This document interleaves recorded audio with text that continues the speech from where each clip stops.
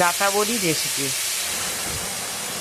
পাঁচফোড়ন, কাঁচা লঙ্কা দিয়ে তেলেতে ফোড়ন দিলাম, টমেটো বাটা দিয়েছি, আর তারপরে একটু ধনে গুঁড়ো দিলাম, আর দিয়ে একটু কষে নেবো।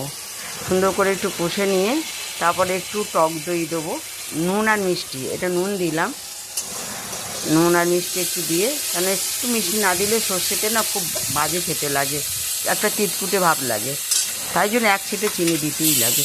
এই টক দই দিয়ে একটু কষে নিলাম। অবশ্যই তোমরা করে খেও, দারুণ খেতে হয়।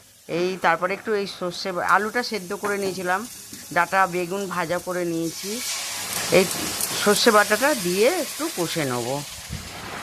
আর মানে ডাঁটা বড়ি মানে সর্ষে বাটা দিতেই হবে, অসাধারণ খেতে হয়।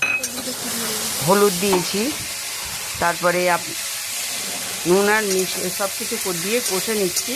কষার পরে একটু এবারে সেদ্ধ করা আলু যে ভেজে সেদ্ধ করে রেখেছিলাম ওটা ঢেলে দেবো এক্ষুনি, দিয়ে এবার বড়িটা দিয়ে জলটা দেবো, জল দিয়ে বড়িটা দিয়ে একটু মাখা মাখা যখন হবে দিয়ে তারপর মানে একটু মাখা মাখা হলে ফুটলেই মাখা মাখা হবে, দিয়ে নামিয়ে দেবো।